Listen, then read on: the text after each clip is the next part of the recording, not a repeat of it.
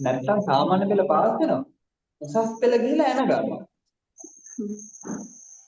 ඔය උසස් පෙළට ගිහිල්ලා ඉවරලා අනේ උසස් පෙළදී එරුණා මාර එරිල්ලක් එරුණා සයන්ස් කරන්න ගිහලා කියලා කියන මිනිස්සු ඉන්නව නේද?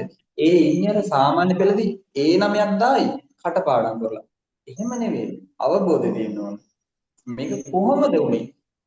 ඇයි ඔය එහෙම කියලා එකට උත්තරේ තියෙන්න ඕන. ඇයි ඔය එහෙම කියලා අහනවා. නේද?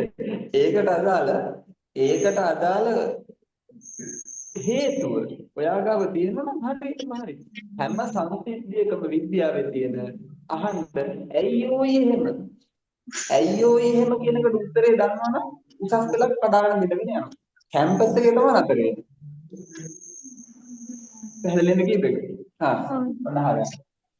දැන් එතකොට ඔක්සිජන්ව සතුටු කරන්න ලිතියම් තනි පරමාණුවකට බෑ. ඒ ලිතියම් දෙන්නේ එක ඉලෙක්ට්‍රෝනයක්. එහෙනම් අඩුම තරමේ ලිතියම් පරමාණු කීයක් ඕනද ඔක්සිජන් තනි පරමාණුවක් සතුටු කරන්න? දෙකක් ඕන. දෙකක් ඕන. ආන්ගේ දෙකක් ඕන නිසා තමයි අපි ඔය ලිතියම්ට දෙක දාලා ඔක්සිජන්ට එක දාන්නේ.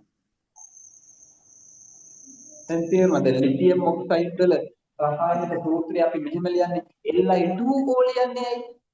ආන්න හේතුව. දැන් තේරුණාද?